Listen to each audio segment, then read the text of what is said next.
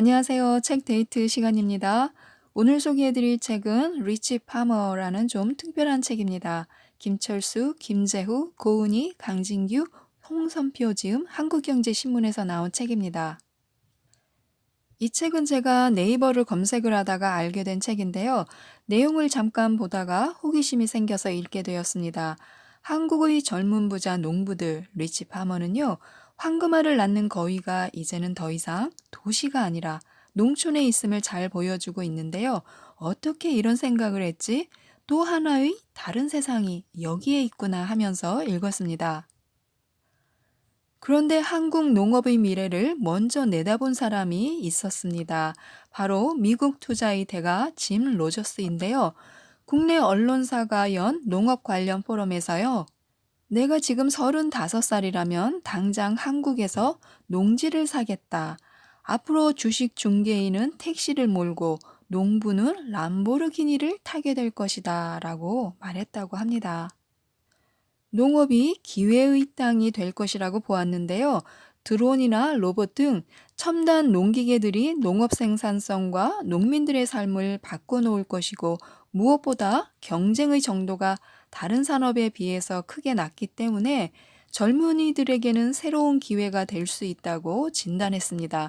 그러면서 한 중년 농부에게는요, 땅을 더 사라고 조언까지 했다고 하네요. 이 책 속에는 새로운 도전과 정말 반짝이는 아이디어로 도전해서 성공한 부자 35명의 농부들의 이야기가 숨어 있습니다. 마블링의 의심을 품었던 서울 청년이요, 스스로 터득한 자연순환 농법으로 한우를 키우고 또 20살 때 매장에 배송된 상한 허브를 보고는 직접 재배하기로 결심하면서 허브 농장 경영주가 된 분, 또 홍콩 IT맨에서 제천 솔티 마을에서 한국의 홈 마을을 만드는 원대한 꿈을 꾸면서 솔티 맥주를 한국 대표 맥주로 만들기 위해서 애쓰고 계신 분, 또 무지개 방울토마토로 연 60억 원을 버는 분, 꽃송이 상추로 연간 30억 원 이상의 매출을 올리는 분, 또 꿀로 만든 와인, 벚꽃 스파클링, 펀치볼 시래기로 대박을 터뜨리신 분, 쥐눈이 콩 하나로 정선마을을 먹여 살리고 계시는 분, 산양삼을 재배하시는 분, 버섯 명인, 구기자 시장을 점령하신 분, 또 호접란 12종을 개발하신 분,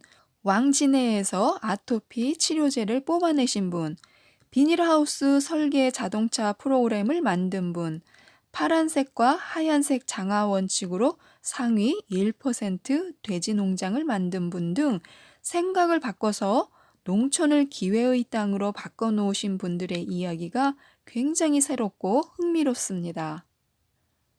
그 중에서도 이분이 가장 인상에 남아서 이야기 하나를 들려드리도록 하겠습니다. 어느 날 제 핸드폰에 사이렌 오더가 뜨는 거예요. 뭐지 하고 이렇게 봤는데 라이스 칩이라고 막 뜨길래요. 그냥 저는 별 생각 없이 전화를 껐습니다. 그런데 스타벅스에 라이스 칩이라고 이름 붙인 뻥튀기부터 옥수수와 고구마 감자를 찐 옥고감 메뉴 등 농산물 판매 아이디어를 낸 사람이요. 경기도 평택의 쌀 농부인 믿음영농 조합법인의 전대경 대표입니다. 이 사이렌 오더는요, 한국 스타벅스에만 있는 스마트폰으로 주문하는 시스템이라고 하는데요. 스타벅스가 2007년에 경기도와 업무 협약을 맺고 우리 농산물로 만든 메뉴를 개발했습니다. 첫 시작은 떡이었는데요. 스타벅스가 냉동 물류망이 없어서 다른 품목이 필요하게 되었고, 그때 스타벅스가 떡을 대체할 상품을 찾는다는 소식에 찜 케이크를 스타벅스 푸드 개발팀에 보냅니다. 최종 후보까지 올라갔지만 역시나 이 냉동 유통 문제가 해결되지 않아서요. 스타벅스 푸드팀이 이것도 안 되겠다 이렇게 생각하면서 고민을 하고 있는데 배가 고파진 팀원들이요. 이 찜 케이크를 배송한 상자 안에 있던 과자를 집어서 먹기 시작했습니다. 그런데 의외로 괜찮다 이런 반응이 나오게 된 거죠.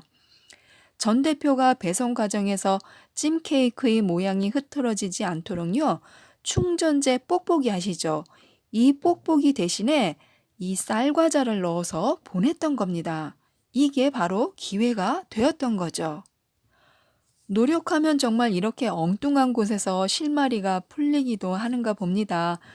어쩌면 전 대표님이 뭐 아니면 도라도 하는 절실한 심정으로요, 쌀과자를 충전재로 썼을 수도 있습니다. 하나라도 눈에 띄어서 판매가 결정되면 좋겠다, 이런 간절한 마음으로요.